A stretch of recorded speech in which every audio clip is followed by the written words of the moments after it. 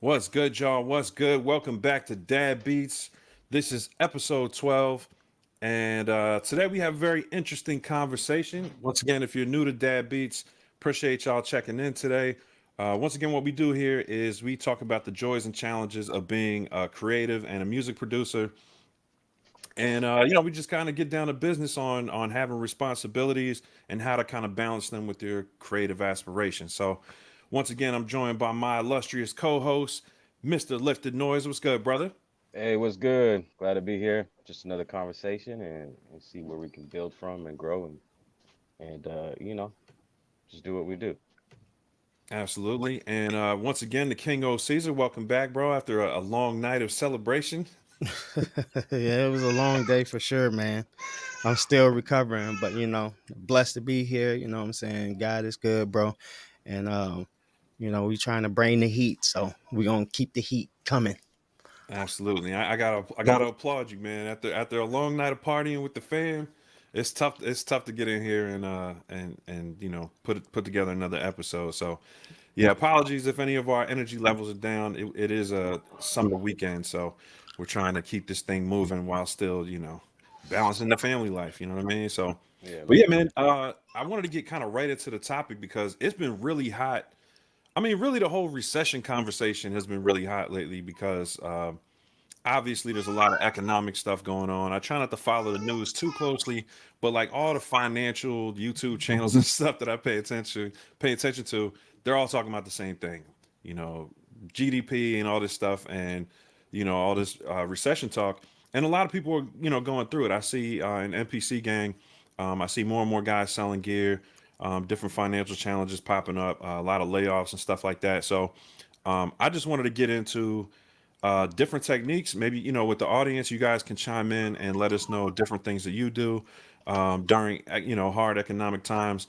A lot of our audience is kind of like around our age, between 30s and 50s. Um, some younger dudes out there. So if you're watching and you're kind of in your 20s and you weren't really an adult for like the last recession, which was like 2008 to 2010 ish. Maybe you can pick up some tips for going through what we're going through. Probably for the next year or so. So yeah, man. I just wanted to chop it up with you guys and talk about, have y'all sold any gear lately to kind of make ends meet, or really just make any changes? Because I know with me, I picked up the MPC X used, and I'm the type of guy that I don't like gear sitting around. Like I told y'all before, it kind of gives me anxiety if I'm not using it. And one of the things that I had sitting around was my Tascam Model 12, and I don't want to say it was sitting around because I was using it, but I wasn't using it as much as I thought I would. And definitely, as far as the features, I was probably only using maybe about like half of the features. I Yeah. never used the recording feature. I was using it as an interface, but when I copped the X, it kind of gave me a second interface. So having three interfaces felt kind of excessive. So I sold that for about 500, and I made up for half of what I paid for the X. But I'm always thinking like economically, like how can I make my setup efficient, and like Yeah. how can I kind of strip it down so it's minimal, but still I get all the stuff done that I need to get done. So that's a move that I made recently. What about you guys? You make any gear moves? Yeah. Well, I mean, it was kind of that was kind of the deal for me with the MPC Key 61, and I only had it for a couple of weeks. And I could have kept it. I could have made it work, whatever. Um, but it was the same kind of thought that it was just sitting there, and I Hmm. would, I'd maybe get like 10, 15 minutes here and there, like a day possibly. And it just seemed more efficient just to have the MPC the live, since I always go to work and take it with me, and it's easy to unplug and just put back on the desk and stuff. So it was a matter of um, just a matter of being most efficient and making use of what I have. So I don't really think of these things like that because I'm not really rational when it comes to gear. I just pick up what I want because I want to use it. Yeah. So I'm definitely here to pick up some tips as well from you guys because the money thing for me, as far as like being organized and understanding the whole uh, balancing like a checkbook or whatever it is, whatever the terminology is for that now, it's Hmm. never really been. my strong suit. So it's something I need to work towards. But yeah, that's just adding that. So what do you think?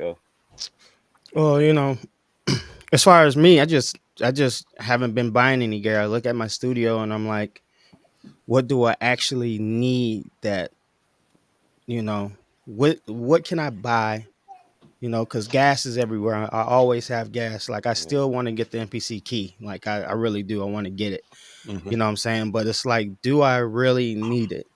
You know, I look right. around my studio and I'm like, I pretty much have everything that I need. You know what I'm saying? Like I do want that staple piece in my, you know, right now the MPC Live 2 is like serving as like kind of that staple piece. You know, I got like the old motif and then Novation Mini Nova and like, you know, I got everything I need. So for me, I think it's just more about just like making myself you know what I'm saying, being responsible and just not buying the gear because you know Yeah. I'm trying to do other things, you know, like with my house. I got equity in my house, so I'm trying to like, you know, do a couple more things to my house and stuff because you know I'm trying to get into, you know, other ventures like real estate. You know, me and Sight, we talk about that stuff, and I've been talking to Raul a little bit about it as well, you know. So just being more responsible, you know, because this gear and stuff that we buy costs, you know, it's not cheap. So you know, Right. like MPC keys like $1,800, you know.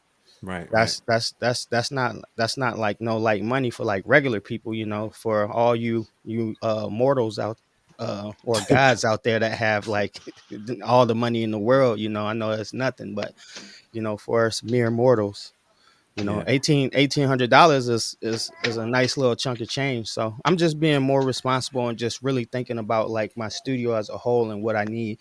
And like what Sight said, if it's not like it has to generate a certain amount of money, like you know, the Hmm. channel is starting to make some money. So I will take the money that I make from it.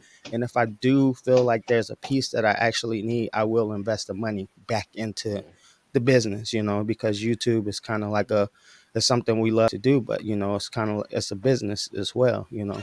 Yeah. Well, let's get into that because I think one of the things that I had in mind when I was like coming up with the thumbnail and the topic for today was was kind of like worst case scenario, right? So let's say, you know, God forbid, you know, don't want anybody losing their job around here, but Lord forbid, say there's a layoff, right? Or no, let's not say a layoff. Let's not even put that in the air. Let's say Yeah. there's an unexpected bill that pops up in your house, right? And it's got to get covered, and you know you have to, you pretty much have to liquidate something in your arsenal, right? So hmm, you know, I try to keep that in mind, like, okay, I'm always doing that, even when I'm not in tough times. I try to stay like I try to stay on top of not having, see, there's something called professional redundancy, right? So when you're like a content creator, I created like videos, music videos, photography, all this branding stuff for companies.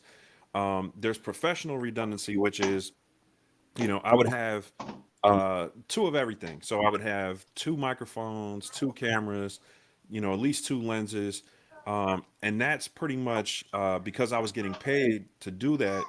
I wanted to have redundancy. So if you're out on a job with the client and something goes down, you know, you don't look silly. You don't have, you know, you don't stop the shoot. Some of my clients were spending, I don't know, a couple $1,000s just to kind of set things up, like get a space, have a makeup artist come, you know, different stuff like that.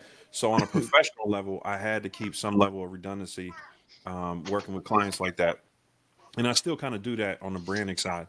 And then when I look at like my channel, you know, it generates revenue, so I always make sure I have at least two ways to get audio into my computer.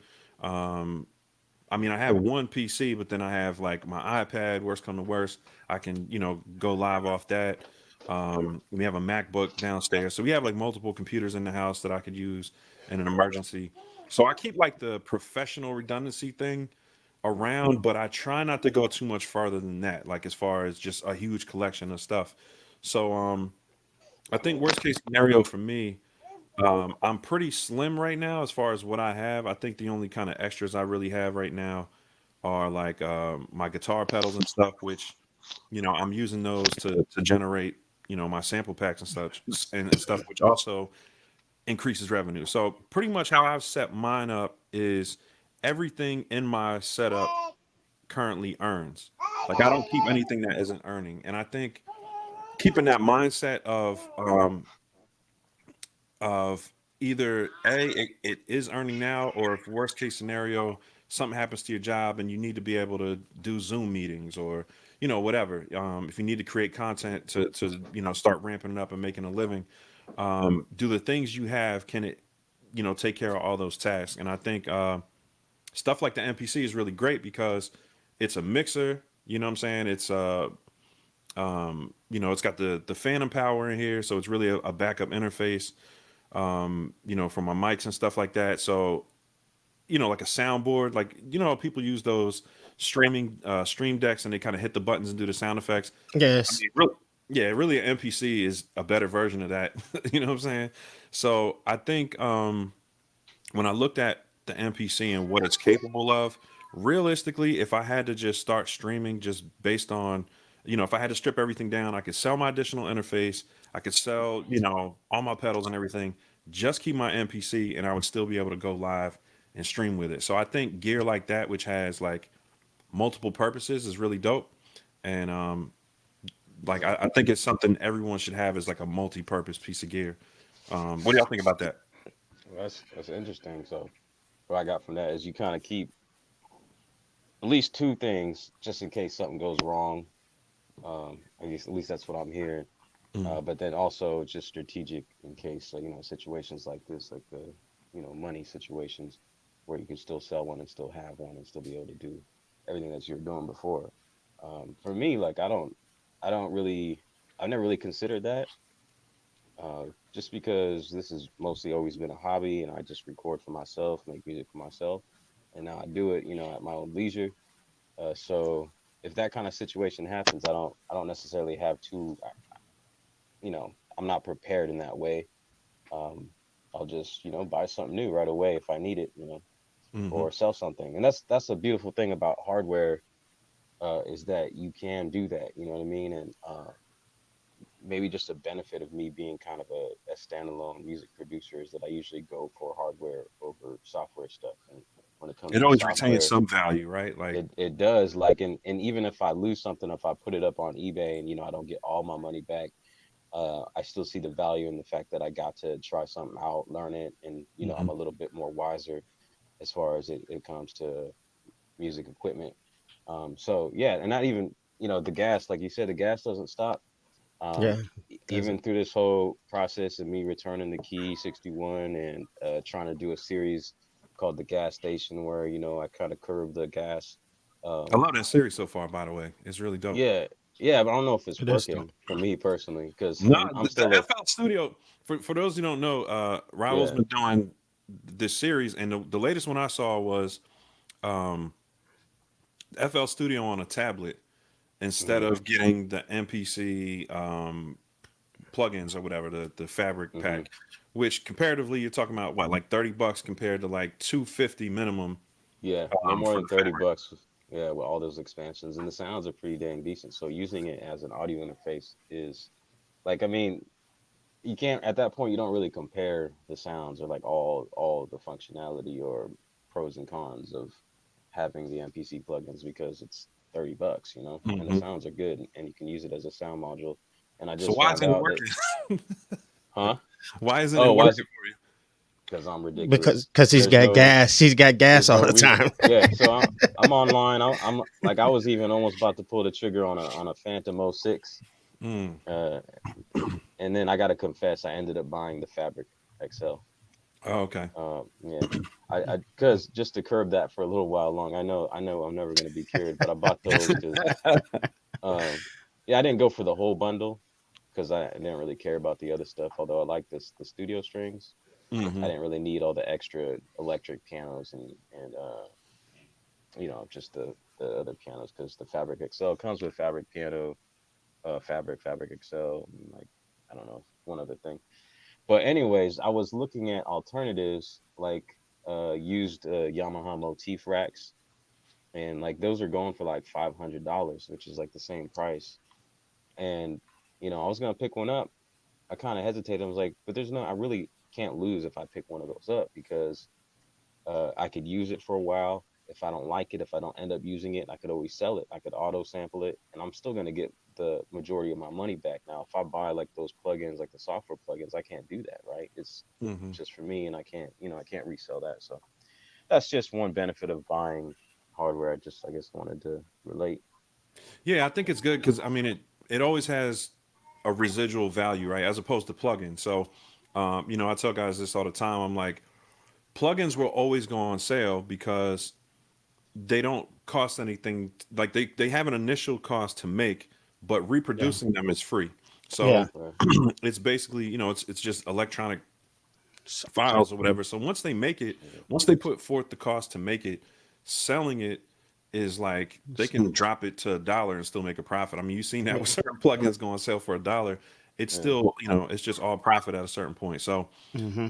it's profit for that company, but for us as people who use these tools, the downside of plugins is that, well, one, you have compatibility issues, right? So like you got companies like Waves that make it where you can't bring the plugins to other computers and you have to buy them all over again, unless you get some kind of upgraded license, or they expire after a certain amount of time. They stop supporting it because it is software after all. So software is one of the first, well, I don't want to say it's one of the first things to not get supported, but when they do stop supporting it, it's done. So it's not like Yeah. if Akai stops supporting my MPC X, I can still use it, into the future. So I think hardware always has that kind of like intrinsic value that you can resell it for something at any given time. You know what I mean? And if you're lucky, it'll appreciate in value, or at least break even. Because with inflation, you buy gear and the cost of stuff goes up. So you might actually end up, like I saw a guy buy an MPC One for six Me ninety too, nine, brother. and then the next month it went up to 799.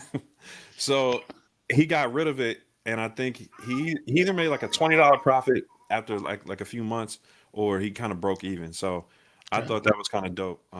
But I mean, there's also guys that hold on to like your MPC 3000s and stuff like that. So you guys have all seen stuff like that. But I agree, like hardware for creatives. I'm a camera guy too, so I have a camera that it's actually mounted up above me right now, but I bought it 5 years ago, and I think I got it for like 3,200, and now it's only worth, I want to say, like on the used market, it's going for like 1,500. But the funny thing about gear is it's not so much what it's worth on the used market; it's what it's worth earning potential wise. So for Yes. me, I can take that camera and I can go do, you know, $200 photo shoots for a month, and I'll make, $1,500 or $1,800 or whatever.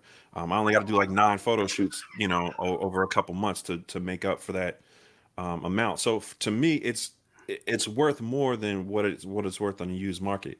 And I think buying gear that I don't want to say buying the gear, but finding a way to make your gear earn for you is kind of the best thing you can do, because if you are able to, whether it's creating sample packs or making beats for YouTubers, or whatever way you find to kind of make your gear earn, it gives you a peace of mind, because if worse comes to worse, you're not going to sell it, because it's like the golden goose, right? Like you're not going to Yeah. sell the goose if it's constantly laying golden eggs. You know what I mean? So um, I try to only buy gear that earns, or keep gear that earns, because you never really know, something might be a dud once you add it to your collection.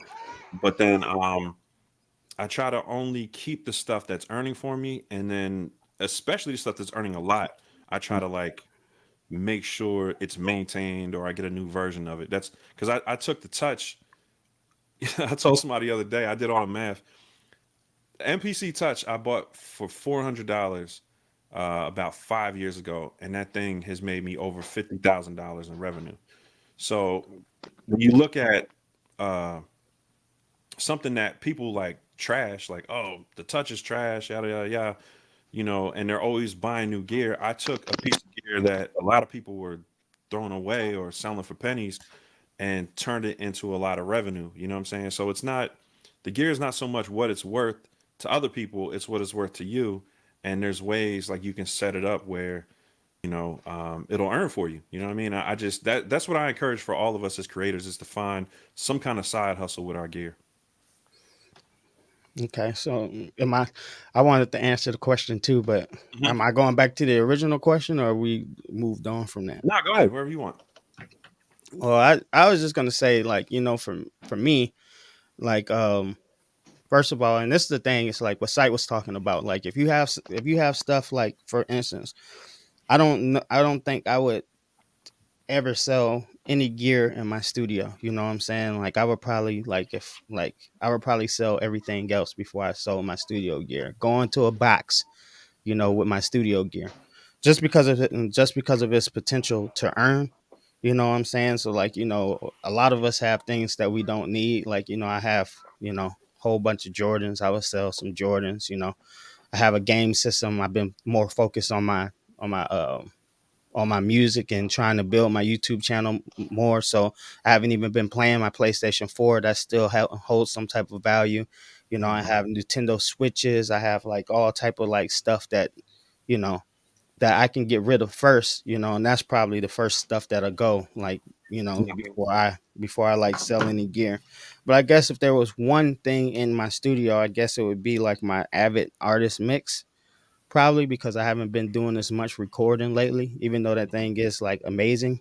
You know what I'm saying? And I Mhm. am gonna get back into recording for a little bit because I wanna do, like, my first project. You know what I'm saying?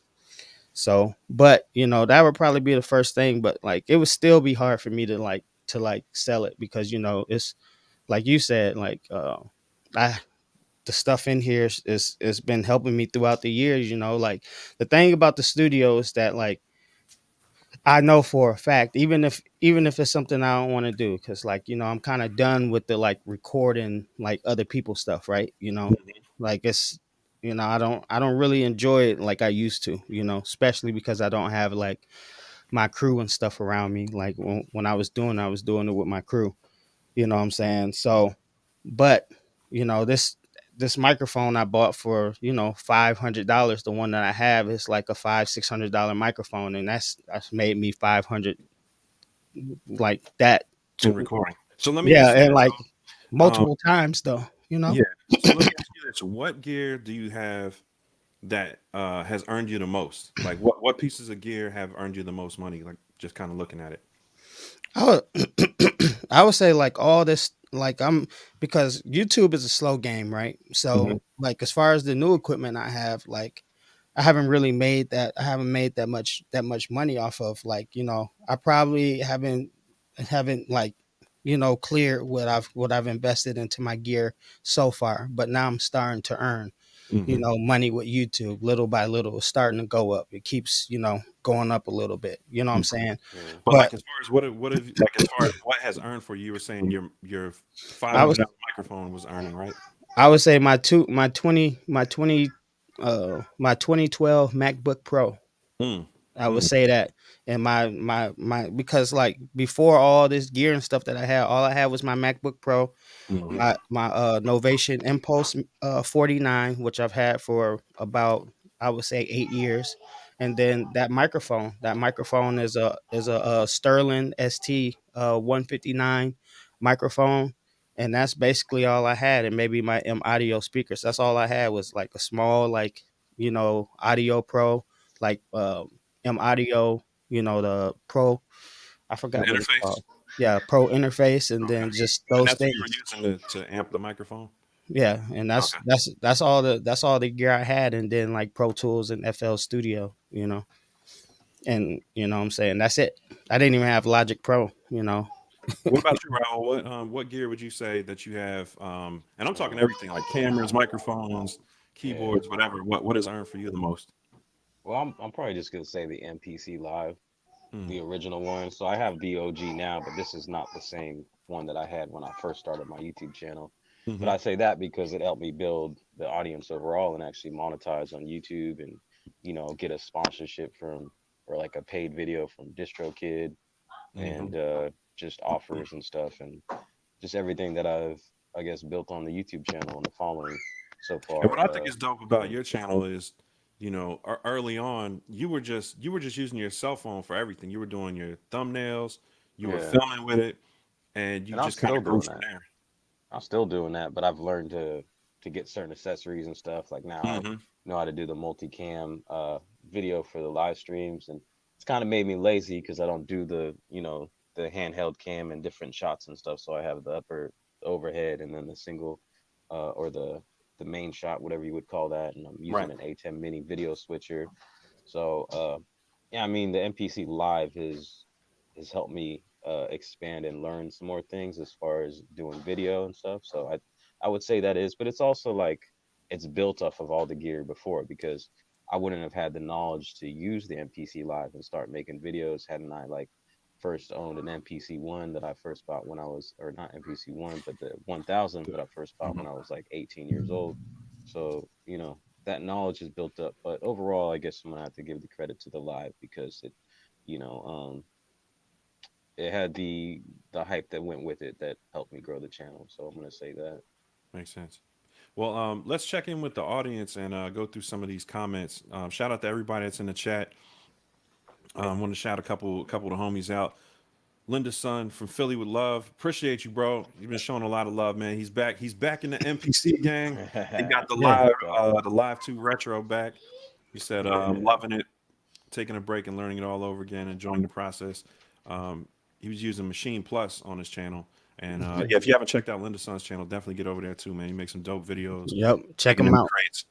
Next time I go to Philly, I told him I'm checking in with him, man. We're gonna do a little crate dig and do a little rhythm roulette. Yeah. You know what I'm saying? Oh yeah. I've been wanting to do that. That's a challenge that we should do too.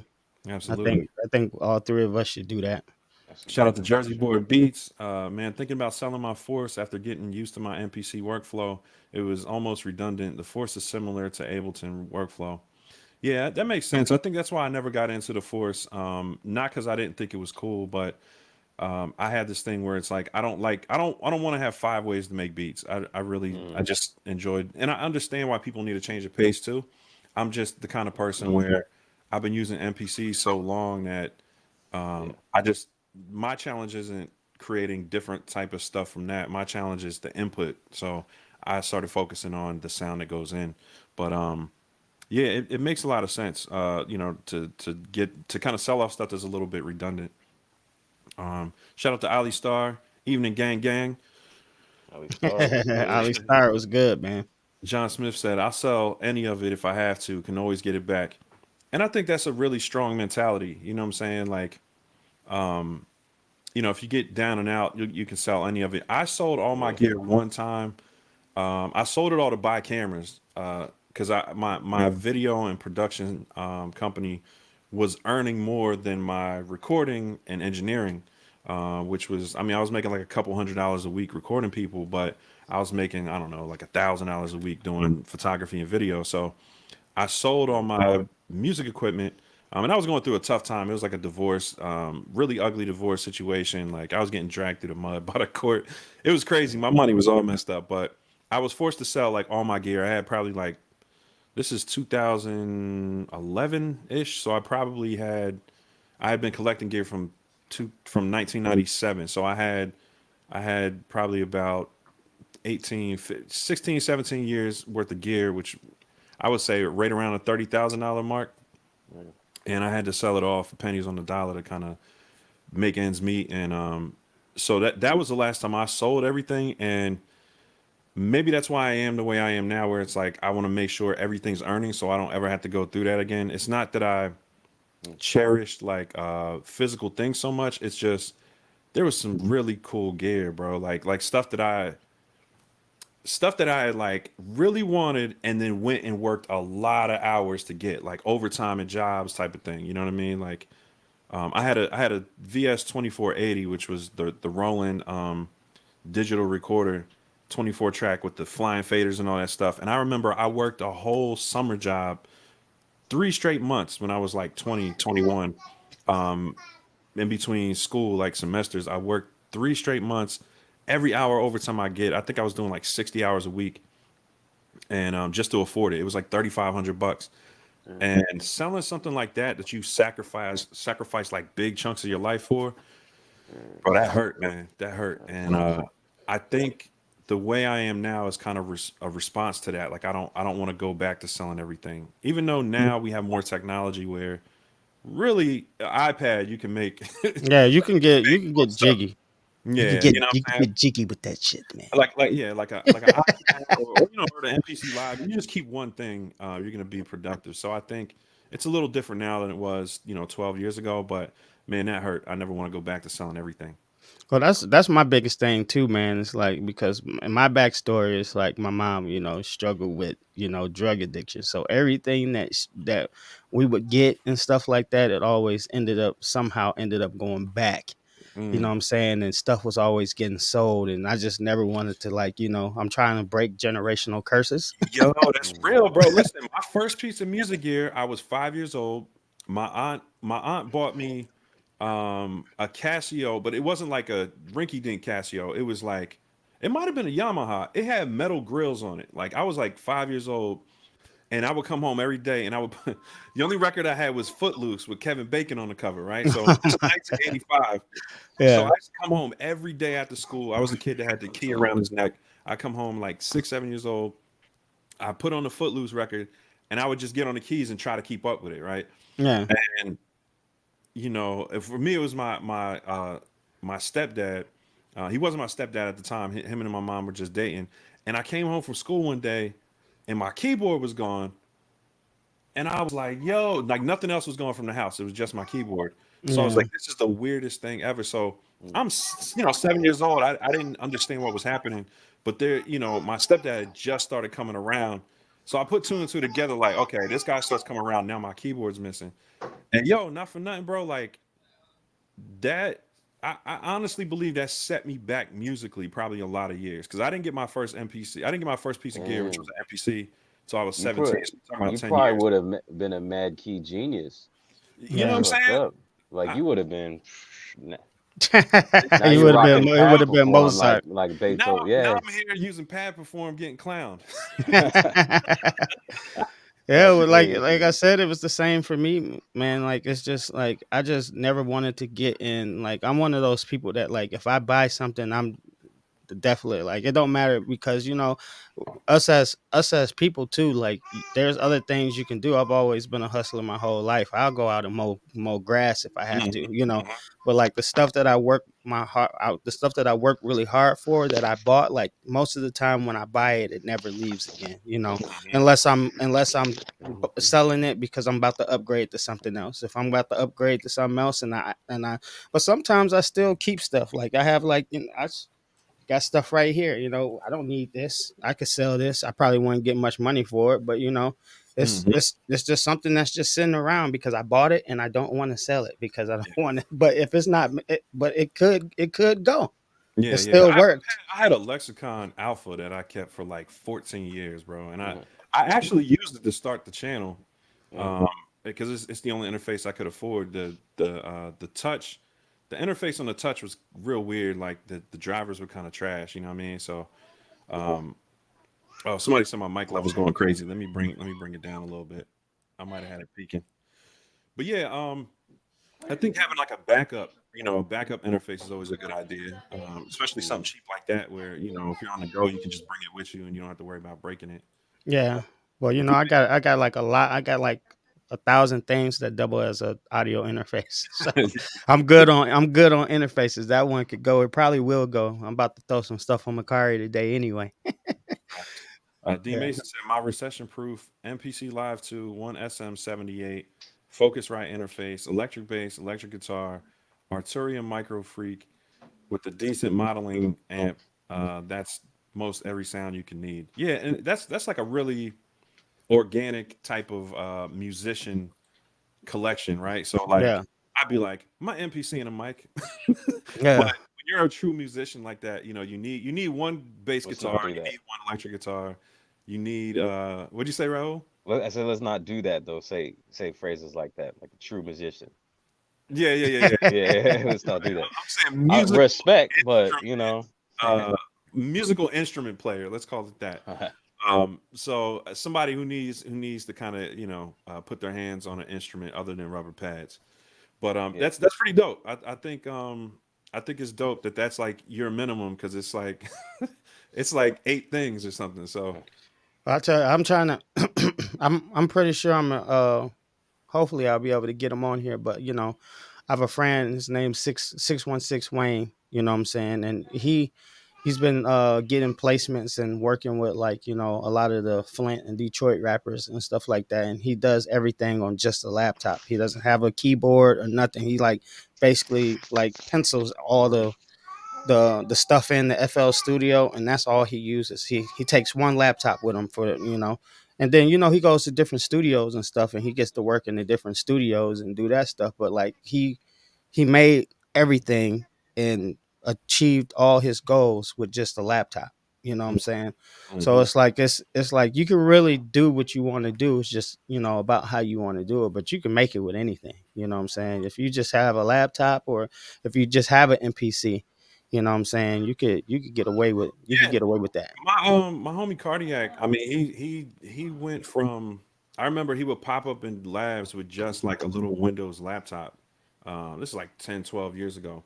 And I mean, he was getting placements with Lloyd Banks and like Freeway and all just using his laptop, showing up, messing with the QWERTY keys. So, Yeah. um, all you need is really just one piece. I mean, if you're, making electronic style music, one piece of gear is really going to do it for you. But no, it's definitely about mastering what you have and then kind of building out. And I think most of us go through that phase where we build out and then we kind of contract. We go through these phases where we're going back and forth. I think, like I said, it was so traumatic to lose all that gear like 10, 12 years ago that I got used to being a minimalist. You know what I'm saying? Because I was moving a Yeah. lot too after that. I didn't have like my steady house. I was like moving to Atlanta. Only stuff I took with me was stuff that could fit in my expedition.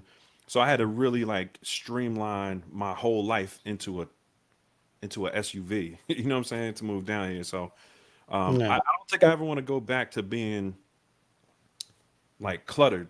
You know what I'm saying? Where there's a bunch of heavy stuff. I think what's cool about my situation now is like I have like even the pedal workflow, right? Like I used to have rack mounts to do my processing, and rack mounts are so heavy, man. Like my rack was probably like 300-400 pounds once you put everything in it. Yeah. This pedal board is like 25 pounds tops, and it's like Oh it's got yeah. 2 handles.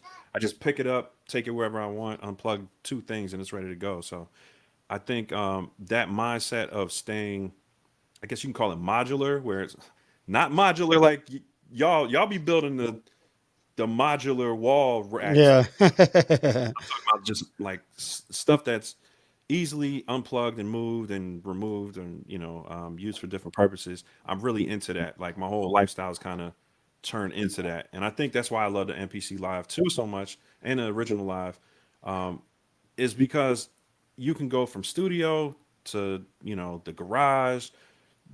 Go to somebody else's studio. It's just unplug a couple things and you're moving. So I think as far as like uh, they call it portability, but I think of it like modularity, like being a modular piece of gear where you can plug it into different setups really easy. I think it's really dope for that. That's what's up, man. Let's check some of these comments. 8-bit hustler selling an old interface. I replaced an old guitar.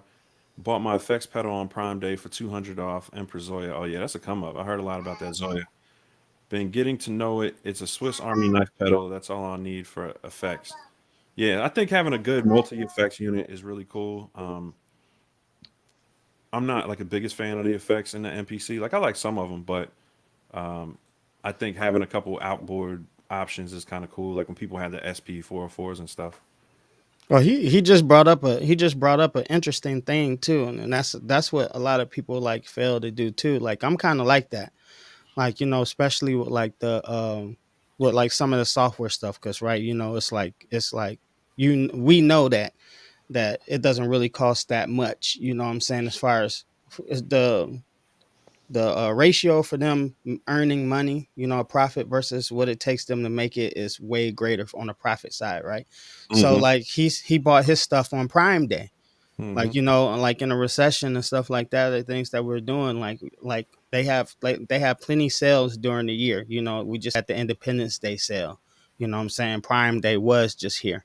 You Mm-hmm. know, once we get closer to Black Friday, they're gonna have the Black Friday sales, and they're gonna have the Cyber Monday sales and all that stuff. Like, you'll be able to get like some really good gear and or plugins, things, whatever you need for your studio for the for like a significantly lower price Mm-hmm. if you can just wait for the deals, you know what I'm saying, when they come out, you know. Yeah, and I think that's key, right? It's like, um, I think when guys see my studio now, like I made a post on Instagram, and one of our family friends was like, "Oh man, you just you putting a bag on that studio," and I was like, "Not really." I mean, everything I got, I mean, either was on payments. Like I call myself a deal sniper, so Yeah. I wait until, like I said, those who tuned in last week, I got this MPC X in practically new condition. It had one scratch on it, but it was on 2.6. It didn't have any beat saved to it. All the ports were new, no wear and tear on the buttons. All the print and everything looks brand new. I mean, it looked like this was like a floor model. You know what I'm saying? Like a floor unit Yeah. at a Guitar Center or something. I don't know, but basically brand new condition, and I got it for 1,000 instead of 2,400. So I'm always keeping my eye out for a good deal. I mean, some things you can't, like some things you have to pay full price. It just kind of comes with the territory. But I think like if you can be patient, right after like the initial hype of a gear release comes out, and either a wait, for people to start selling it, because it usually doesn't take long until people are past that point where they can't return it, but they don't want it, so they have to kind of sell it at a discount. So that's always a good look. But And it's see, particularly a really good time now to buy used gear, because with the recession kind of, starting to hit, a lot of there's a lot of deals right now, and a lot of people who were spending top dollar for like like vintage gear, like your SPs and your MPC 3000s and stuff like that. A lot of that stuff is coming down to more reasonable levels now, because a lot of people don't have as much disposable income to throw around after all the stimulus checks and everything in the U.S. So I've been seeing a lot of deals on Facebook Marketplace. So if you're one of those people who've been stacking and being patient, now is kind of a good time to go out there and snipe some deals, and catch that gear that might have been $1,000 that you wanted. You might be able to get it for 300, 400. and this is the thing too. It's like, you know, just going back to that, it's like you bought that MPC for $1,000, which was an insanely crazy deal, right? You know what I'm Hmm. saying? I just looked on Macari right here, and you know, MPC X's are selling for 1,300, 1,500, 1,600. So like even if you need to sell it, you can make a profit. You Yeah. know what I'm saying? So it's like some gear, especially if that's like a strategy that you want to have, if you can buy gear at a discounted price, you know, when a lot of these deals are going on, when you get rid of it, you might be able to like get pretty much all your money, or you know, most of it back, you know what I'm saying, or break even, which that's the most ideal thing, you know what I'm saying. Then you can get like that other piece that you want, because you're basically getting the same money that you got out of it, so you're not really losing. And if you're a person that actually monetizes the stuff that you do, you know, as far as making beats or making music for other people, or recording, or whatever you do in your professional life or trying to do professionally, then you actually really like made money, because you have your value as far as like the gear, but then you also have, like you said, your potential earning, you know what I'm saying. And so when you add all that stuff up, you're winning Yeah. no That's matter what.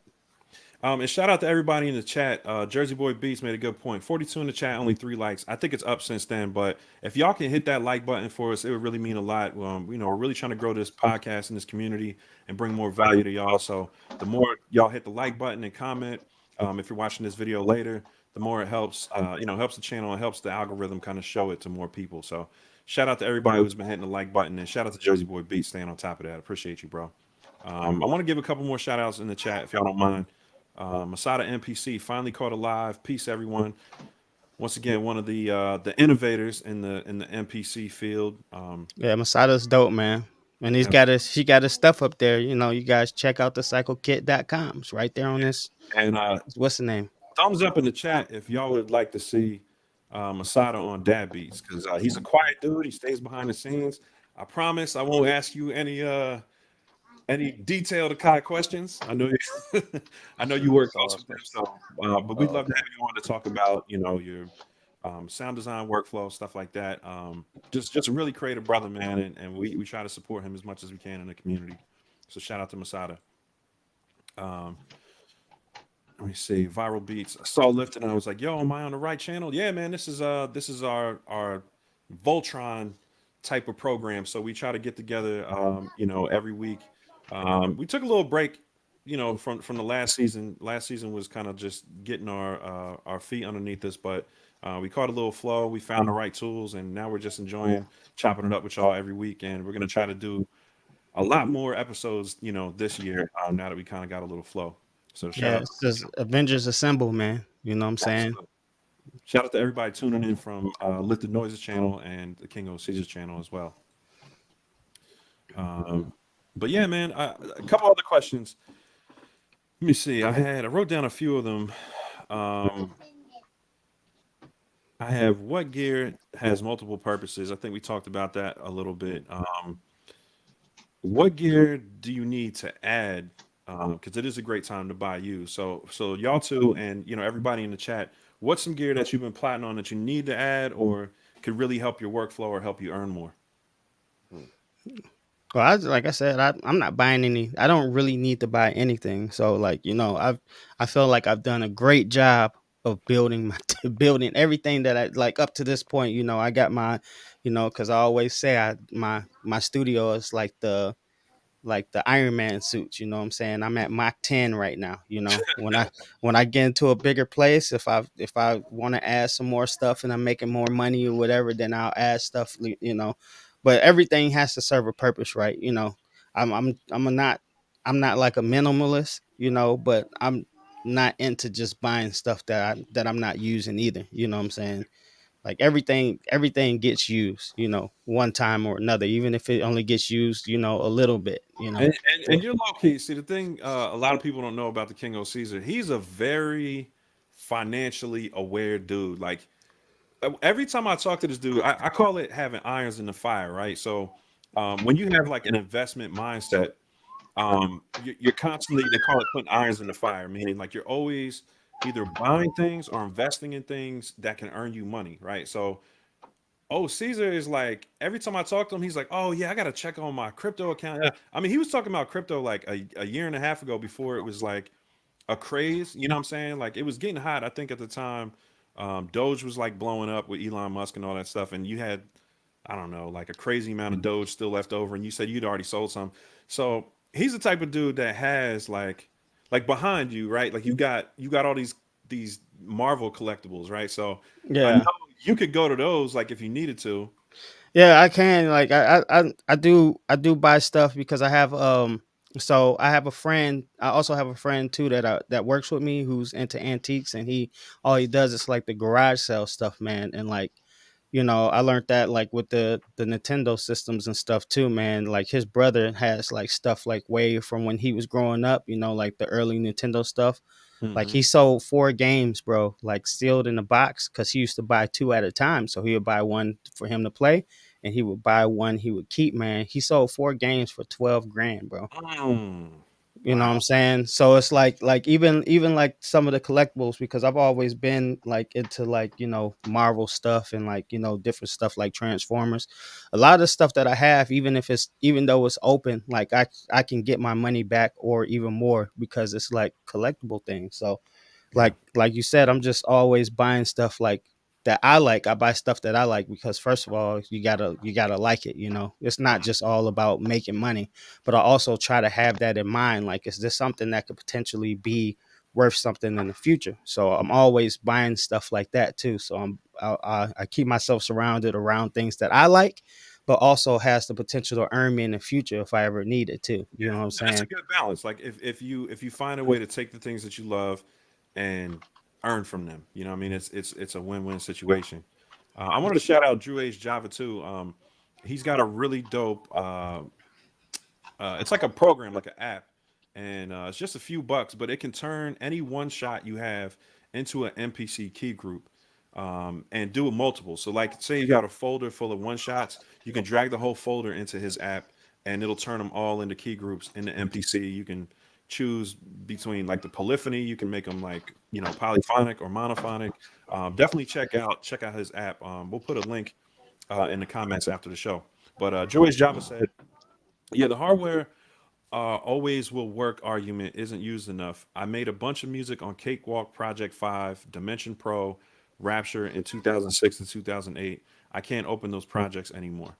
And that's a really good point because, once they kind of phase out support for certain programs, like as far as, updating your operating system and things like that, you might update your operating system thinking about all the stuff that you use currently, and then not realize some of the stuff you used 5 years ago, 10 years ago is not going to open anymore. So that's definitely something to stay on top of, man. Because what I started doing is just keep them on my old computers. I used to get rid of them or give them away.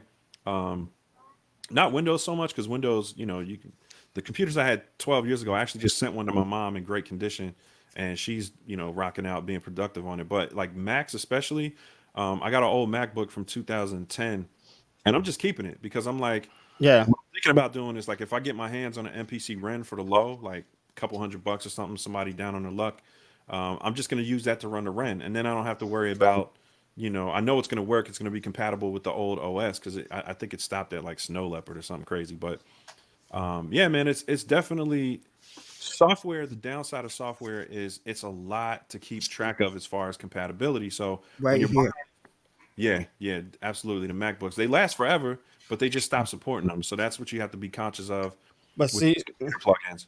that's my thing. It's like, so before you like upgrade, because like, instead of me trying to upgrade this, first I had problems that what I'm saying was going to be hard for me to fix with it. But like you said, just keeping that in mind, like for the older gear that I have and some of the older like projects and stuff I have, that's one of the reasons why I keep it. And that's a 2012 MacBook Pro. You know what I'm saying? I think it's been like a tank for me for like all these years. And I just upgraded my studio to the M1 Mac Mini.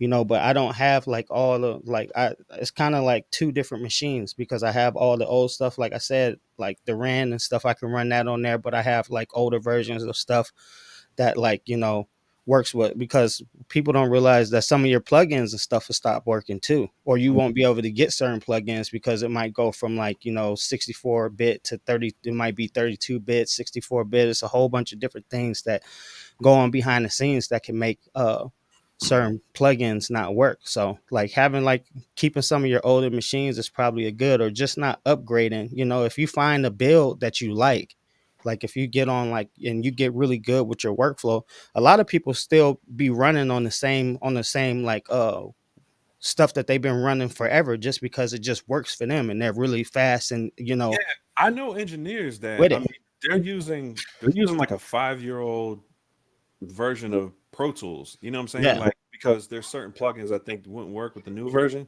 And Hmm. I think we get so caught up in like the new features, the new features. And this is something that I've really been thinking about lately with the MPC update and how much of a pain in the ass it's been over the past few weeks. Like the 2.11.3.5, whatever, they keep updating it. 2.11 has been so buggy and glitchy that it's tough because obviously I have a channel where I do some tutorials and stuff and I try to show people how to use different features on the MPC. But so it's tough because I have to stay current in a certain way. But part of me really wants to say, yo, forget it. Go back to 2.10, or really my favorite was 2.7.2. It didn't have it didn't have the hype synth, which kind of would suck, but it was the most stable version of MPC. And part of me just wants to go back to that and just I had so much fun that year that 2.7 was out because it just never crashed. It was so stable. It was like a rock. Everything after that has crashed on me. I can't tell you how many hours of work I lost since 2.9 maybe. After that, they were just very buggy. And I lost hours and hours and hours and hours of work, Well, over the last couple of years. well, 2.7 was a good, like the brother I Make Beats, man. He went back to 2.7 too. He kind of flipped on us, man. He went to machine, but he still has an MPC One that he uses a lot, and he went back to 2.7 as well because of those reasons. You don't always have to run the new. Like I said, on our channels, we kind of do tutorials and try to keep up with the new features so that we can broadcast it, show you guys the differences between what this does and the new Mhm. features on the new builds. But you don't have to upgrade if you don't need to. If you have a workflow like big studios will only upgrade their OS and stuff if they're like totally like upgrading the whole studio, because Yeah. they know what's coming with the upgrade. You know what I'm saying? They know stuff is going to be uncompatible, so they're just looking to go to a brand new build and starting like basically from scratch. So that's the only way big studios will upgrade the IO in their like computers. Other than that, they're like working with the same OS and the same stuff that they've been rocking with for like ever, because their workflow in it is so intense. You know what I'm saying? And shout out to Linda's son. He said, "I feel like crying. Y'all welcome me back with no judgment." He was using the Machine Plus real heavy, and he was making some bangers with it, bro. That's why I'm like, I know you're just talking about selling it. Uh, it's tough, man, because it is a standalone device, and I mean, it could lose value over time. I don't know, but it seems like they're still working on it, so I don't know. But if it's too redundant, yeah, I mean, do what you got to do. But yeah, man, it's funny because this program specifically, we all use MPC, but I think we've all branched into different things at some point. I know Raul, you got into FL, like you started with FL. Um, oh, you started in FL too, right? Or Ableton? I started in FL and I'm still in that stuff, man. Like I haven't had time to really produce and stuff like I want to, but I use a multiple tools. It just depends on who I'm working with. The And MPC is always great though. yeah, I went from I had the MPC 2000 for about 6 years. My screen kept burning out, and then Roland dropped the MV 8000, and that snatched me for about 8 years, bro. Like I still have it would be MV gang right now if I didn't have to sell it after that divorce. So yeah, I think all of us have been tempted to like a dark side, and there's some good alternatives. I think that's dope. Like being able to choose and have all these different production options. I just think it becomes like, I mean, we talk about gas a lot on this program too, where it's like, man, it can really take you off your productivity and off your grind too. So I think for me, I've learned my lesson where it's like I'm sticking to one platform. Yeah, I could go learn Ableton and get a push and do all this stuff. Machine, I mess around with my homeboy's machine, never really got into it, but it's easy to get distracted. It's hard to stay on task. But if you do stay on task and you work with the gear that you have and really master it, I just feel like Mm. the efficiency you get from it is just like through the roof, bro. Like, Yeah. you know what I'm saying? Like when you know how to use your tools, like to the point where it's like you're not thinking about using them, you're just using them kind of subconsciously. Your workflow is so fast, man. So I think I'm not willing to give that up Mm. anymore. Like I'm kind of comfy in my ways. And Do you see, do that's you that's go ahead, bro.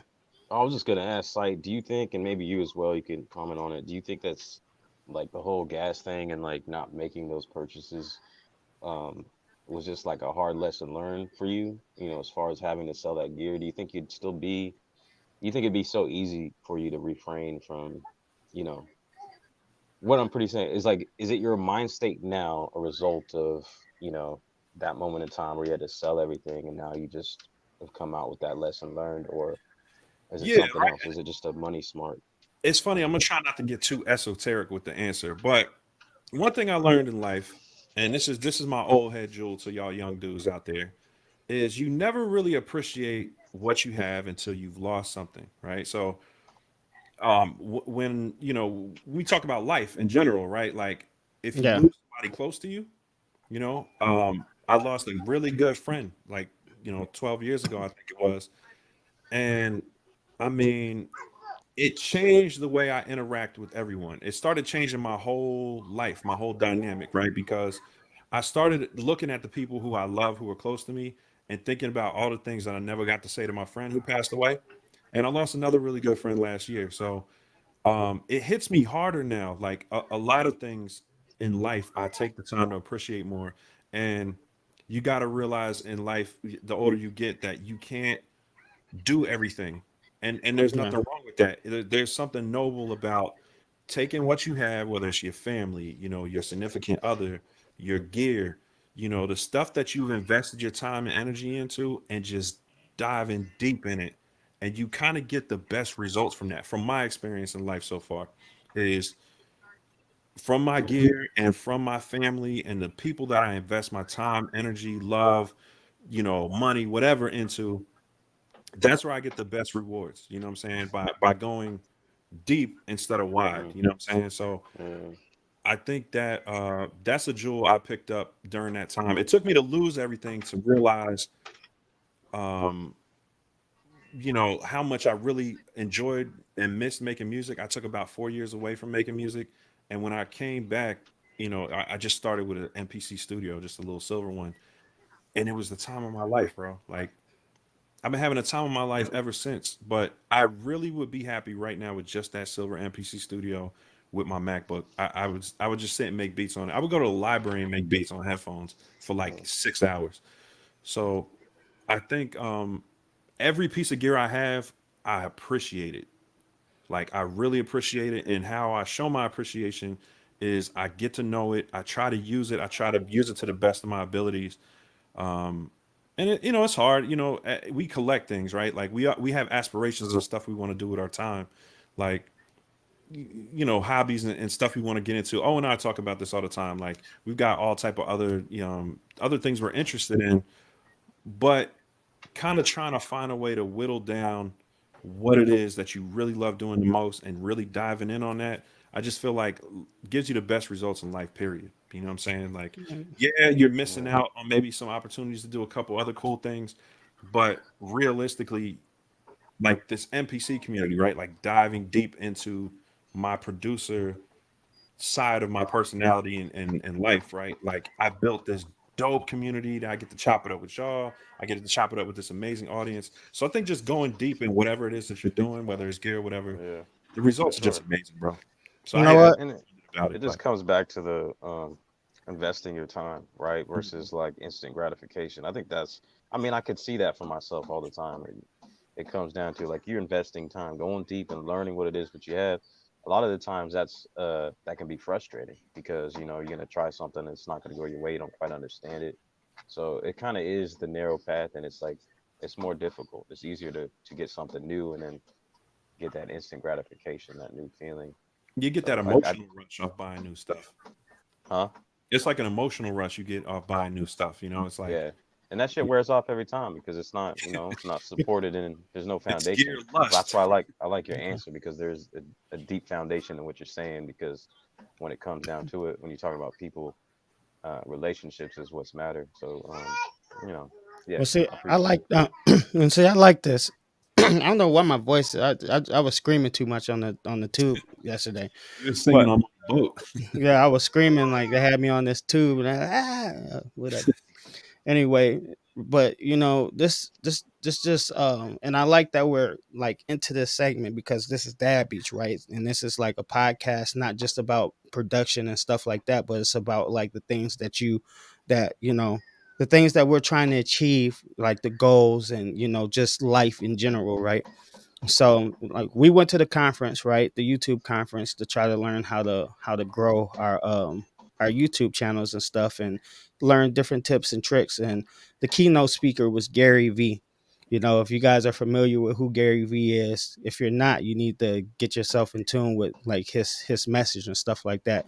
His biggest message was to do the things that you love, and to whether you make money or not, you know what I'm saying? Because there's always a potential to make money, but if you don't do the things that you love, then it's not going to benefit you either way. You can make a whole bunch of money and you're just going to burn out, or you could just, you know what I'm saying, just be doing something that you don't like working a 9 to 5. Everybody does that every day. So why do things that you don't really enjoy?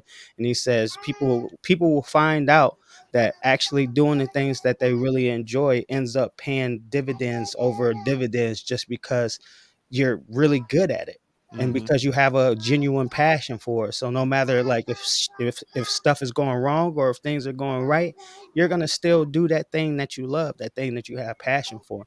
So it's important for everybody to be doing, you know, the things that you really care about, because there's real wealth in that, not just like in monetization, but in the soul and the, you know what I'm saying, and how the energy that casts off of you, the energy that you transfer to other people, you know what I'm saying, the energy that you can give back to your family, the energy that you can, you know, take with you into the workplace if you're still working normal jobs, the outlook that you have on life in general. You Mhm. know, if you're doing the things that you truly love and the things that you really, you know, believe in, then it like helps you be a stable like human being, you know what I'm Yeah, saying? And absolutely. it brings happiness to your life. Like we want to share this stuff. Like we all make music because we want to share something with the world. You know, it's not just about, you know, for at least for me, I don't know how everybody else is. It's not just about, you know, trying to get placements or whatever. It's being able to share something that I created with other people, you know, and Mhm. that's really what it's about. You know what I'm Yeah, saying? It's inspiration. Yeah, and yeah. I think that's it's such a huge part of being a creative person. I want to get to some some of the comments are funny to me. Jason Lee said, "Was this topic inspired by Elijah?" Shout out to Elijah Wilson. He's in the chat too.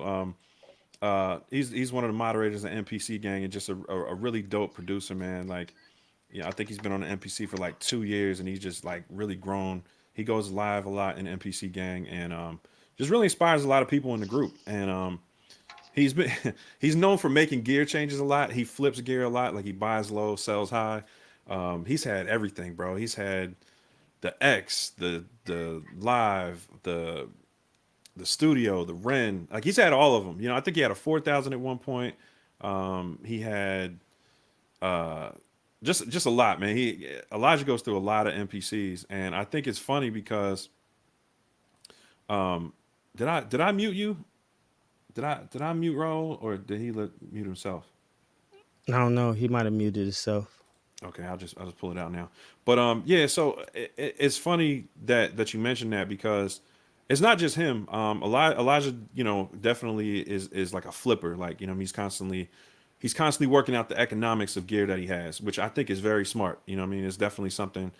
I don't make as many moves, but I think it's cool to kind of like leverage the value that you have in your gear and trade up too. Like he trades up for stuff.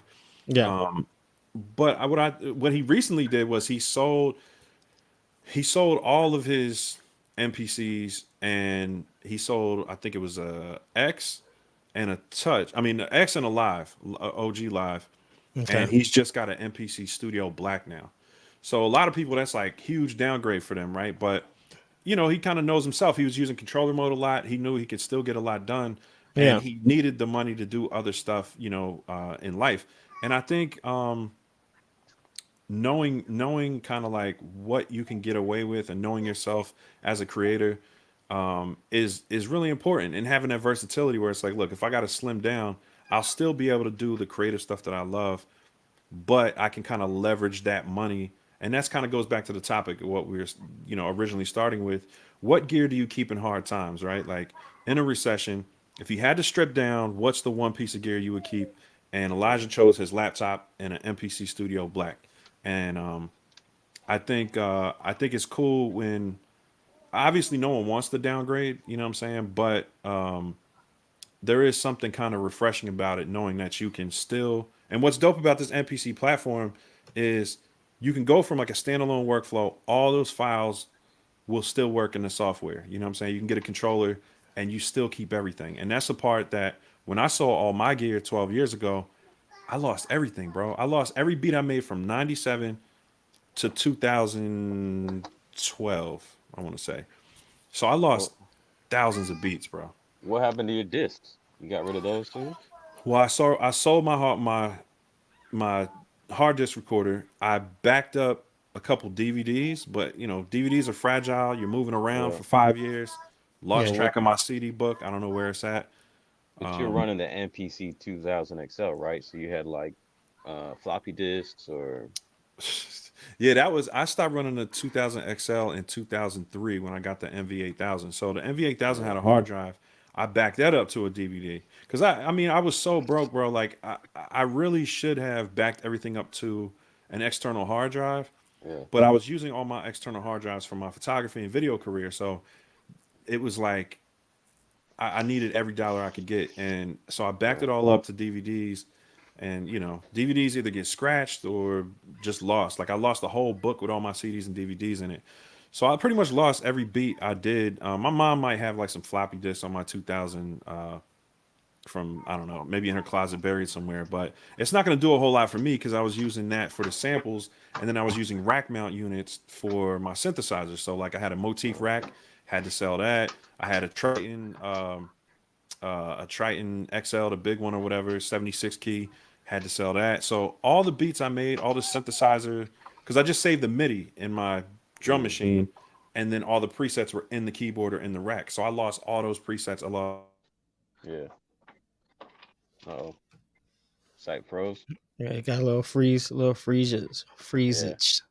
I was gonna say because like I don't know. I mean, couldn't really have the foresight then I think I to dropped out. You back now. now you can load all that stuff now in the Oh, MPC software, like all the old MPC files. But yeah, I guess like you said, everything was in your racks and stuff. Like, Yeah, so that yeah. was a tough lesson, and that's why people ask me why I use the MPC software so much. Is because I like having everything in one place, and it all saves in the software. I just save everything to my Dropbox, so all my beats are saved in the cloud. I'll never lose my beats again. So, nice. you know, that's definitely like a peace of mind type thing, and I pay that $10 a month to Dropbox religiously for the past 10 years Mm. because I Yeah, just couldn't go back to it. it's important to have a lot of backups too, man. You know what I'm saying? But like you said, a lot of that stuff doesn't matter if you don't like retain the original gear sometimes, you know. Hmm. So, Hmm. you know, just like we've been talking about, like, you know, just learning the things that you have and just sticking with what you have. Like I noticed that like my core is always the same. Like the my setup is pretty much always the same. I have a computer, you know, with my different programs on it, and then I have an NPC, you know what I'm Hmm. saying? And everything gets built around that. I'm not buying like stuff to like change up the way that I do things.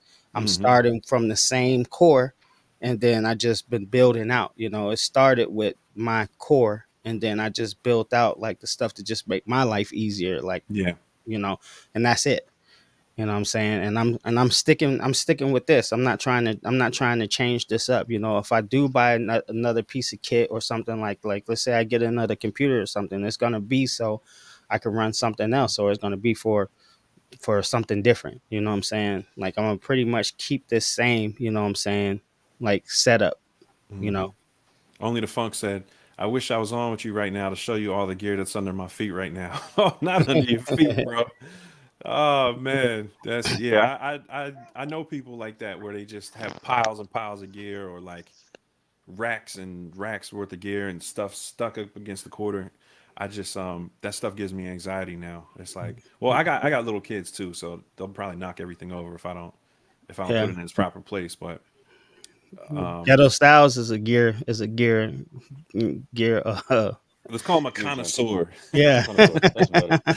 Someone Sounds hundred a lot brand better. says, "Site, let me buy your MPC Touch." Yo, you know what's funny, Six? I actually Elijah, I sent it to him because uh, Elijah was doing a lot of tutorials in MPC Gang, and just kind of sharing his workflow with people, and it was really helping people a lot.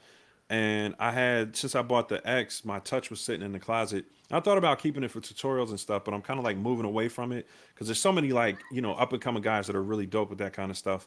And Elijah's one of them. So I was like, I was literally thinking about that morning, like, man, who could I get this to that it would kind of do the most, like the most impact, right? Because yeah, I could sell it for like 150, $200, but I was just like, I kind of feel like when I get a blessing, I try to pass one on. So it's like a pay. You're familiar with the concept of paying it forward. Six, definitely. If for those who don't know, Psalm 100, he's got an expansion called Pay It Forward, and it's only $1, and it's one of his biggest expansions. So go to his website and check And that out. it's By the and way, it's a- and it's a really really good expansion too. It's not no right? crap. You know what I'm saying? Like everything that Six puts out, bro, is good. Or So 100. You know Yeah. he's known as Six too, but you know what I'm saying. He everything But that he puts out is great. and that I'm still concept of paying it forward is it was one of the first expansions he put out, and then you see how successful he became. Like people started showing love because it's like when you put that energy out to the universe, it comes back. So long story short, I sent it to Elijah during his challenging time where he's trying to work out. stuff at his crib. So I just figured it could do a lot of good in his hands because he's just a dope producer and he likes sharing. And he helps a lot of people in the group. So I was like, man, this is perfect. So shout out to Elijah. I mean, he was gonna make it work with that Studio Black anyway. He's been killing it with that. But yeah, I don't have it to sell to you, Six. Sorry. I'm still coming to Cali too, Six. Think Yeah, I'm yeah, playing? I ain't playing. I'm coming to see you. yeah. Closest we got was Vegas, right? So we gotta Yeah, get out to Cali soon. we gotta Oh, get to matter of Cali, fact, I'm thinking and we about doing gotta. we should do a we'll talk about it off the air, but I'm thinking about like a Dad Beats Vegas or maybe Cali retreat type thing where we go out there and we just have like a meetup. That would Yeah, be really dope. So we need to do Cali, man, because yeah. I need to see Lifted Noise in the flesh too, man. You're the only one I ain't seen yet. You know what I'm saying? Word up. Dab them up. I Yeah, like to dab people up. You know what I'm saying? Gotta yeah, dab with you that. up, lift it, Yeah, no doubt. and drink some Jameson. Yeah, yeah. We got to get the Jameson, man. You know what Word I'm That's up. what's saying? up. We'll get that. We did a couple shots in Vegas. Site. Yeah. We even had the brother Matthew Stratton. You Matthew, know what I'm shout out saying? to Matthew Toasting Stratton. with us. Yeah, shout out to that brother, man. We gonna That's what's up. get him on here too, man. You know what I'm Yeah, saying? absolutely.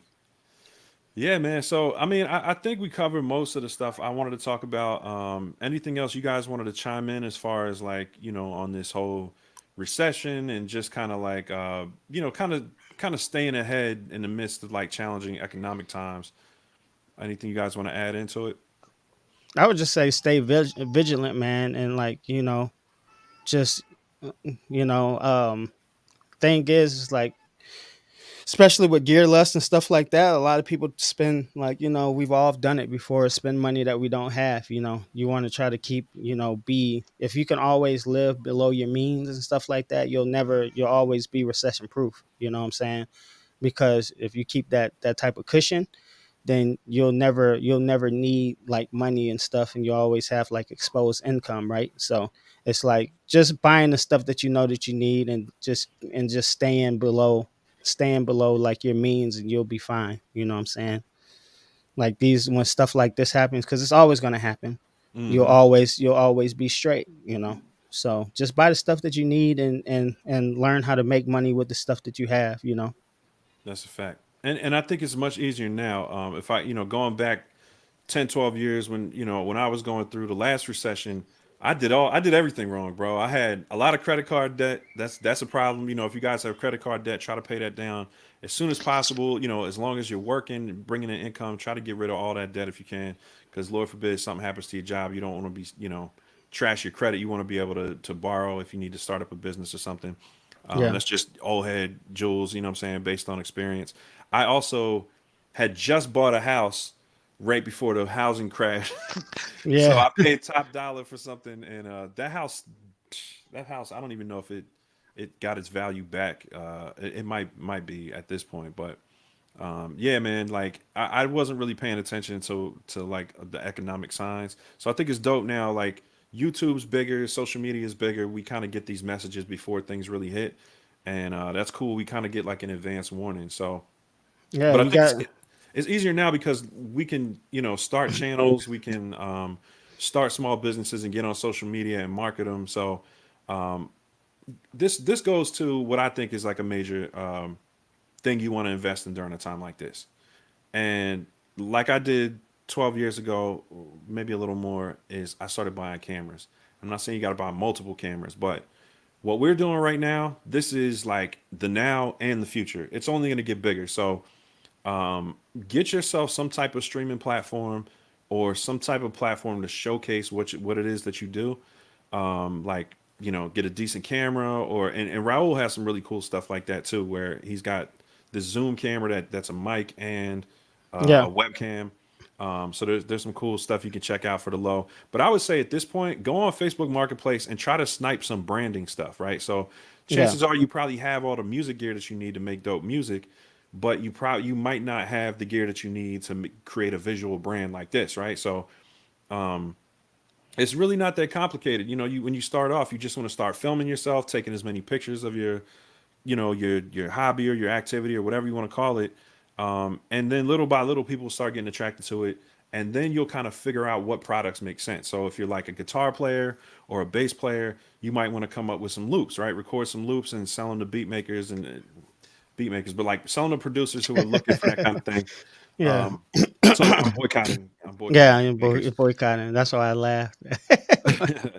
But yeah, I mean, whatever instrument it is you play or whatever talent it is you have, try to get some visual stuff and good quality mics or whatever, or at least one good quality mic where you can record yourself clearly, cleanly, and present it to the world. Because little by little, you'll start building an audience and start working on your consistency. A lot of people in recessions lose their job and stuff like that, and you want to take that time, that downtime, which we all had a lot of downtime with COVID and stuff. But if you have downtime, layoffs, unemployment, a lot of people just sit around and play video games. Nah, we're Yeah. creative people. You know what I'm saying? We got these dope tools.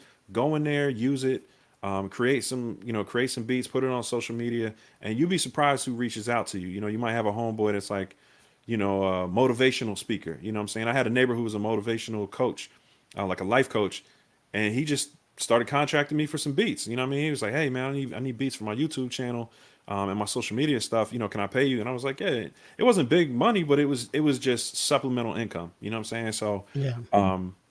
I definitely recommend doing the bare minimum, and getting yourself some type of visual presence. Whether if you have a good phone, just buy a good video editing app or some type of streaming app. And if you have a tablet laying around the house, an iPad, whatever, start looking at apps that can allow you to do this kind of stuff, for the low. And And we'll under probably get more into that. and understand it's not gonna be easy. It's just like learning a new thing. Like, it's not gonna be easy, but it's gonna be very rewarding.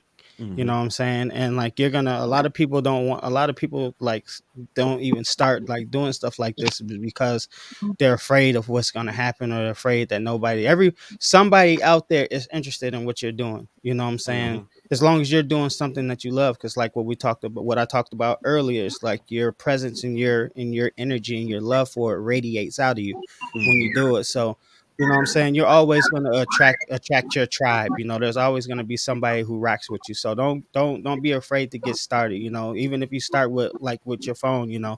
Lifting Noise he's growing a successful YouTube channel. Just using his phone and like things like that. You don't have to go bad. Like your most phones are like just like I wouldn't say just as powerful as DSLs, but they can get you to where you want to be, pretty Hmm. quick, without Yeah. spending, because that's the big bulk of the money right there is like a camera, Yeah. and Absolutely. things like that. So it's like just get started, man. Don't be afraid. You got to jump out here and do something. Like what Sight was saying, the supplemental income is great because I work at a great job. I make pretty good money, you know what I'm saying? But I've worked at jobs where I made pretty good money, and you know like things happen and I don't work for Hmm. those people no more. So Yeah. being able to have like different things to the dispose of, like, disposable income, Hmm. extra income is a win-win for you, because like then now you become recession proof. Hmm. You make yourself recession proof in itself, because you have multiple streams of income Yeah. coming into your And into I your want to life. get into what Dean Mason was saying too. In that same vein of life being short, man, release everything. Your best, your worst. If you put time, love, and effort in, the outcome doesn't matter so much as who it could impact. Release it all. And Dean, that's a great point, man. And that's something that we kind of like rehash on this podcast a lot. Really, since the Damani episode, I think was kind of a wake up call for all of us. And if you Yeah. haven't caught that episode, make sure you check it out. I'll put the link up in the corner. Um, it's one of those episodes where this man basically, he just was making beats standalone on his MPC, rendering them out, uploading them to DistroKid, and one of the beats that he titled a certain way, uh, basically got picked up by hundreds of thousands of streamers, and they used it as background. The top trending TikTok, social media background music or whatever. And that got him so many streams that he made $37,000 in a quarter. So if you haven't checked that episode, definitely go check it out after this. Um, he's probably over 50,000 now, but he made $37,000 off one beat in one quarter in 3 months. Yeah. So it's one of those things where it's a lottery ticket. You know what I'm saying? What we're doing, what you see us doing right now with DadBeats and with our channels is we might not be releasing a whole bunch of beats on DistroKid right now, which we all kind of want to do more of, all three of us. But we are publishing, right? So we make our videos, we make our content, we are publishing content, we are building our fan base, and we are building a community and a lot of supporters. You know what I'm saying? Like Linda Sun, I got to shout out Linda Sun. Yeah, he just copped Standalone Soul this week, and then he copped like some MPC Gang t-shirts. And I just want to tell you, thank you. You know what I'm saying? I definitely appreciate everybody who supports, and all of us do. So Yeah. it's one of those things where your community will support you, and we all kind of come together. That's what's really dope about this community is we support each other, whether it's through exposure with our different platforms. The more you build your platform, the more you can help other people too, right? And it's this give and take. Like we all help each other, and our brands grow, and our our audience grows, and your revenue grows. You know what I mean? It just comes with the territory. So it's definitely publishing something. If you're creative, publish some work however you can, whether it's putting it on DistroKid, whether it's what's the Airbit and like BeatStars, whatever avenue you choose, just get some work out there in front of people, and try to make some revenue off it. It's easier than ever, and it might not be a ton of money, but it might be enough to pay for your gear at the least. Yep. Start paying for your gear, and at the top of the thing, it could earn you thousands and thousands of dollars. So, What do you guys say, Mr. Noise? What's your take? I'm kind of in the chat here. I was just trying to go back and forth, so I may be a little lost on what you guys are talking about, honestly. yeah, the chat's bumping. I appreciate y'all for chiming in. I'm trying to keep up myself.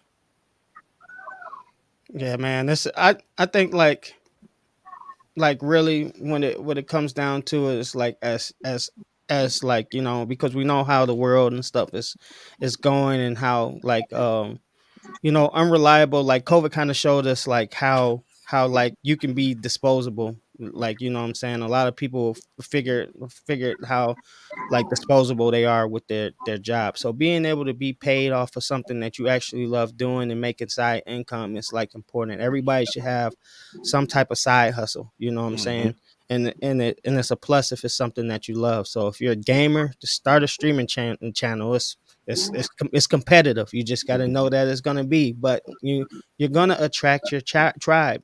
And like I get mad at people when they say it's like, well, it might take me a long time to do something.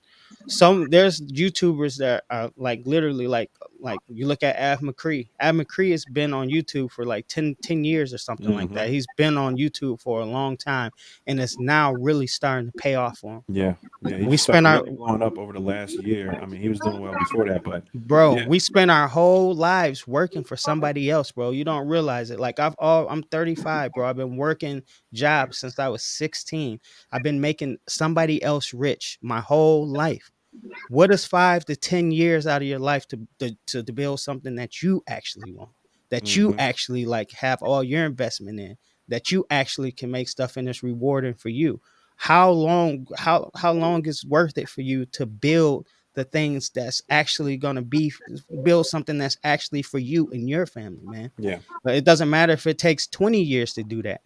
You know what I'm saying? You've And I been tell people spending. my story with my channel. I got caught up in life. I made probably 8 or 10 videos. Got caught up with life for like 6, 7 months, and I look back at my YouTube channel, and I had 1,500 subscribers. And I was like, wow, like, because I think I might have had like 150, 120 when I stopped making videos, because I was like, yeah, this isn't moving fast enough. And that time I was down and I wasn't doing anything, I picked up, over 1,300 subscribers in that time period. And then I felt a responsibility to my subscribers, and I've been trying to stay consistent ever since. Life happens to all of us. We do what we can, but it definitely is something that you might not see the reward right away, but publishing work, and it's just going back to what Mason was saying, publishing work is you can never go wrong. I mean, yeah, there's a chance somebody might steal your work or whatever, but then you have a chance at a lawsuit. You know what I'm saying? So, I mean, And there's really no downside to publishing. everybody's be playing in it. Like I'm kind of going on a little. I wanted my little mini rant right now because yeah. you know what I'm saying. It's just like this, man. Go off You on them all. know, It's just like this. And I tell you, like, get out the mindset that there's nothing out here for you to have. You know what I'm saying? Or that everybody's gonna steal your stuff, or that, that you're not gonna make it. You already made it. Life is so hard already, and the stuff that we have to put up with every day. It's not challenge. It's challenging to raise families, man. It's challenging to work and to do everything. And like every day, you don't realize that you're always putting yourself to the side for other people. You know what I'm saying? Do something for you, man. Do something for you, Yeah. and build something that's going to be beneficial to not only you, because this is the things that we're trying to do is not beneficial for just only us. The things that me, Raul, Sight, and a lot of you other guys are doing, man, is going to help your families, man. It's going to help the people around you. You know what I'm saying? Like you're giving people, you're also showing other people around you that there's other avenues that they can take to be successful themselves. You know what I'm saying? Like and people who doubt you, or people who are in your head that want to be negative and stuff, get them people out your life, man, because there's like, this is what people hit me with all the time, and they've been hitting me with this my whole life. Like, what if it doesn't work? Okay. Well, what if it does though? Right. That's the thing. It's like, don't have this pessimistic mindset that things can't work for you, because they totally can. I come from totally nothing and been able to build what I have just because I won't let anybody stop me. Yo, And that's the check same this out, thing with right? Sight. That Belief leads goes a long way. Yeah. yeah, absolutely. And that leads me to this nugget that somebody said to me one day. He said, "You can't ever lose if you never quit." Right. And that is And it huge. blew my mind. I was like, whoa, like if you never quit, you can't ever lose. And I just started thinking about it practically. If you buy $1,000 piece of gear and you just use it and use it and use it, eventually, and you put something up for sale, eventually you're gonna make your $1,000 back. It could be a month from now, it could be a year from now, it could be 5 years from now. But if you never quit on something that you really care about, you can't ever lose. You can't fail. Yeah. Because You can't. success comes little by little sometimes, and sometimes it comes big. That's why you can't look at failure as the opposite of success. It's Yeah. just a step towards success. Like you said, quitting would be the opposite of success, because success isn't necessarily a destination. Success is a consistency that you keep on moving regardless of the situation. Regardless if you fail, you get up, you keep going. That's what For real. success is. It's not a destination, it's a movement. You're Facts. successful, you keep moving, keep going. Yeah. So You keep that's going, and you have to keep going, and you have to show, you have to be consistent. And you, like I said, you'll always win, man. You always have to go into, because I always go into everything with the mindset is that I'm going to win. I am building stuff. I have an apparel brand that I'm working on that's made me absolutely no money, but I'm building it because I know one day it will. You know, like everything that you do is like, it's not costing me any money to do it. It's just costing me a little bit of time. But I actively invest and put my money into things because I know it's gonna win eventually. I come into things with a winner mindset. And the thing about it is, it's like, what if it does fail? I did not lose because I learned something from it along the way. Like people don't value the things that they can learn from failing too. Failing teaches you a lot of things. So when the next thing comes, you're more prepared for it. You know how to maneuver. You know how to do things differently. You know how to pivot. And it teaches you how to pivot too, because a lot of people, stuff happens to them, and like you said, they're ready to quit. They don't know how to pivot. It's about learning how to take the losses and being able to pivot from the losses. We do this in life all the time as human beings. It's fail. A baby didn't learn how to walk by just getting up and walk. It didn't just get up and walk. It had to fall. Babies had to fall multiple times to learn how to walk. Yeah, It is. And the process is beautiful, and it always teaches you something. So you really never lose, bro. You never lose. Failure's got to be lessons learned. It can't be. You can't let failure frustrate you to the point of quitting, because it's not about that. It's about learning something. And don't ever compare yourself, because you don't see those struggles with people from the outside looking in. So you might see someone and be like, oh, they got it easy. They're just successful naturally. They're just good at this naturally. So don't ever do that, because that'll just contribute to the frustration. So let your goals be lessons learned, and not, don't let them frustrate you too long. Just keep going. That is facts. You know so what I'm yeah, saying? man, I think we can kind of cap it off there. I mean, we've been going at it for like an hour and a half, and I love that these conversations always, they start off with the challenge that we're facing, and then usually by the end we're talking about something inspirational or kind of sharing, our personal wins or whatever, and our personal challenges. So yeah, man, I appreciate everybody. We all appreciate everybody who tunes in.